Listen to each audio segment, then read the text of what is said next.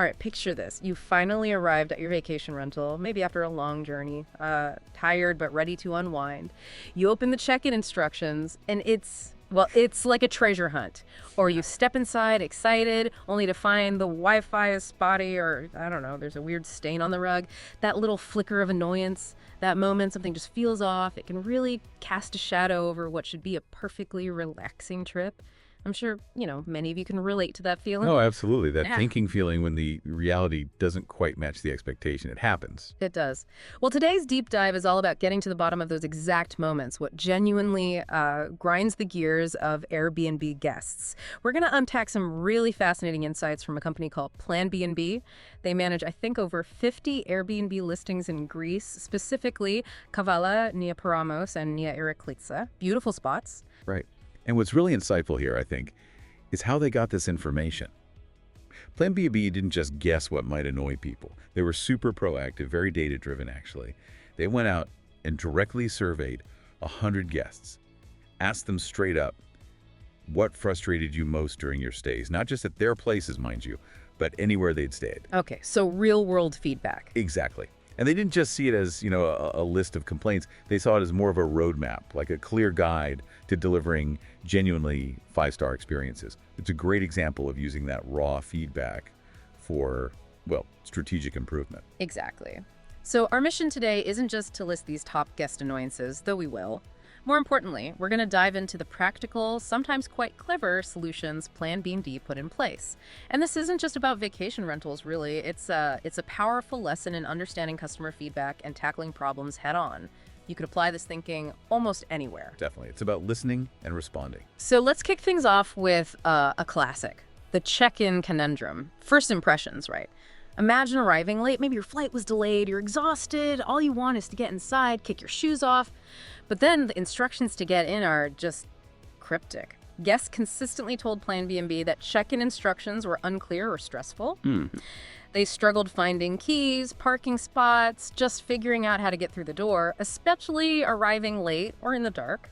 Planbnb called this a make-or-break moment. And absolutely is a make-or-break moment. That first interaction, it really sets the whole tone for the stay, doesn't it? What Planbnb figured out is that a smooth arrival isn't just nice, it's a huge stress reducer.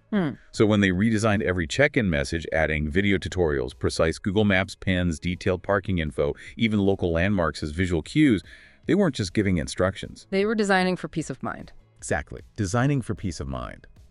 And offering that personal check-in service, especially for older folks or families, that acknowledges some people just prefer that human touch. It's about spotting those friction points early and, smoothing them out. That makes total sense. Okay, so you've navigated the check-in, you're inside, great, but then comes that critical moment. You look around your temporary home. And for a lot of guests, that impression hangs on one thing: cleanliness. Planbnb found that hearing the place didn't feel properly clean wasn't just a complaint, it was often the most emotional one. Oh, I believe it. Yeah, apparently small issues could quickly snowball into bad reviews because guests just want the place to feel, fresh and untouched. And this isn't just about visible dirt, is it? It taps into something deeper, like trust. If a guest doubts the cleanliness, it kind of undermines their confidence in everything else, in the host care. Planbnb's solution, their dedicated cleaning system with checklists and inspections, sounds solid. But that little extra touch, that cleaned and inspected tag, they leave. Yeah, I like that detail. That's brilliant. Yeah. It's not just proof. It's a visible signal. It builds confidence right away, maybe even stops criticism before it starts. It's designing for perceived care, not just the actual cleaning. Designing for perceived care. I like that framing. Okay, moving on. Let's talk about something we all rely on now: Wi-Fi. Guests frequently complain that Wi-Fi was too slow or didn't work at all.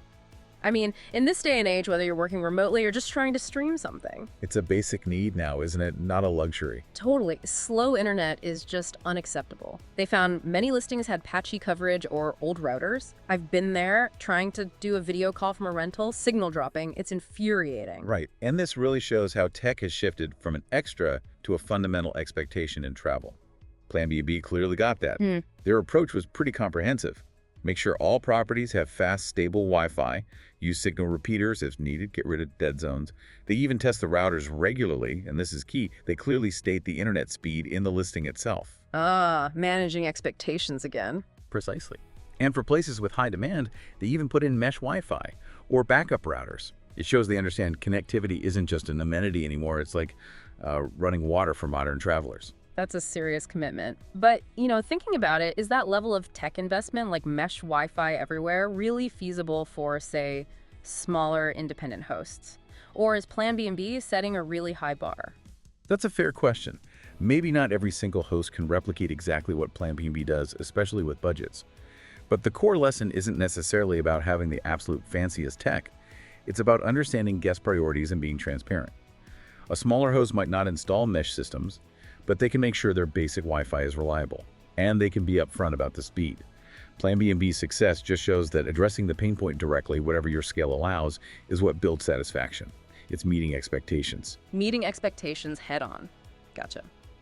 Okay, speaking of basic needs, how about sleep? Planbnb found that the beds were uncomfortable was a huge issue. Over 40% of guests mentioned problems. Old mattresses, too soft, too noisy, you name it. And their conclusion, a bad night's sleep pretty much guarantees a bad review.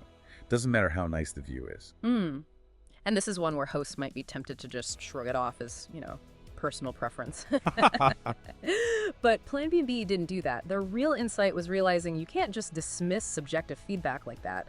So they proactively replaced dozens of mattresses with good quality orthopedic ones, added memory foam toppers elsewhere, and crucially, they said they never hide behind it's a personal preference. They actually test the beds themselves. They test the beds. Yeah. That commitment to actually verifying the guest feedback on comfort instead of dismissing it, that's a huge differentiator. It takes comfort from being subjective to being an objective goal for improvement. That is impressive dedication. But I wonder, is there still a point where personal preference genuinely is the main factor? How do you balance trying to achieve universal comfort with the fact that people just like different things? Yeah, that's the tricky part, isn't it? I think Planbnb's approach suggests aiming for the highest common denominator of, let's say, quality and support. By choosing decent orthopedic mattresses, they're hitting a broad middle ground that works for most people. Personal preference maybe comes in more if someone needs something super specific, like an extra firm mattress for a medical reason, but for general comfort. Investing in good quality, widely acceptable options, testing them, and being willing to listen to feedback that seems to be the path they found to keep most people happy. It's about minimizing discomfort for the majority. Okay, that makes sense. Yeah. Minimizing the negatives. All right, next up, the expectation gap. This is a big one. Guests felt the photos were misleading. The place looked different in reality, smaller, maybe darker, older than online, and that immediately damages trust, causes disappointment right off the bat, sets a bad tone. Oh yeah. What's fascinating here is seeing how directly visual accuracy builds that trust, or lack thereof, and how it prevents disappointment. Planbnb invested significantly in new professional photos for every single listing. They focused on natural light, accurate angles, showing every room, and they even made sure to show the surrounding area, like, is it right on the beach, or is it a cozy place near the old town? So you know what you're booking. Exactly. It's not just about making it look attractive, it's about setting realistic expectations. Guests know precisely the kind of experience they're signing up for. It manages expectations up front, leads to happier guests who aren't surprised. Transparent representation equals genuine satisfaction. Right. So once you've built that trust and met expectations, guests often want more, right? They want to connect with the place. Planbnb heard guests say things like, no local recommendations, we felt lost. People don't want to feel like just another tourist. They want that local insight. Where's the best seafood, the quietest beach, the place for amazing luku made? Those Greek donuts. Especially families or international visitors. Absolutely. The value of curated, personalized recommendations compared to just generic tourist brochures is huge. It makes people feel cared for. So Planbnb tackled this by creating guidebooks, both printed and digital, customized for each property, filled with hand-picked local tips from their own team, really specific stuff, best seafood at Nea Peramos, quiet beaches near Squeaky, hidden cafes in Kavala's old Panagia district. Giving those insider tips makes guests feel special, like they're getting an authentic experience.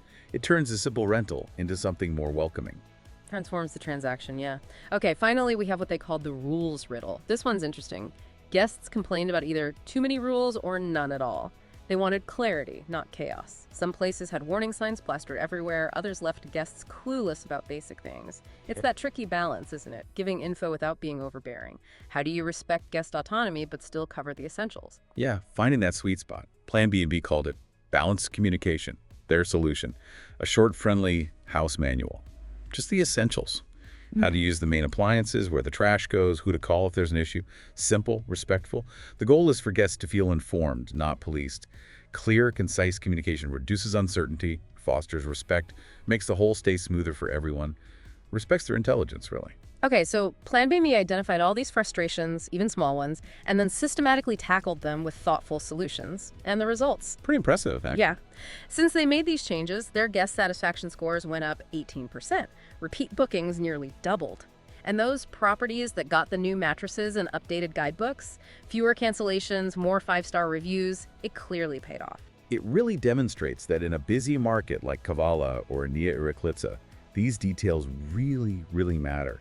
Planbnb's story shows that if you truly listen to what guests are actually thinking and feeling, not just superficial comments, you can turn those frustrations into genuinely 5-star experiences. They're not just managing listings anymore, they're managing experiences. It's a whole mindset shift towards being customer-centric, and you see the tangible results. So we've seen how digging into specific pain points, even the little ones, and then proactively addressing them with smart, often data-backed solutions leads to big wins in guest satisfaction and ultimately business results.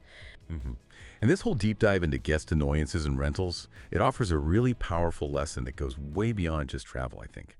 Makes you think, doesn't it? But areas in your own life, maybe your work or hobbies even. Where might you be overlooking small frustrations? Things that if you really listened and addressed them could make a huge difference. What uncomfortable beds or unclear check-ins might you be able to transform just by properly listening and taking action, turning something good into something truly exceptional?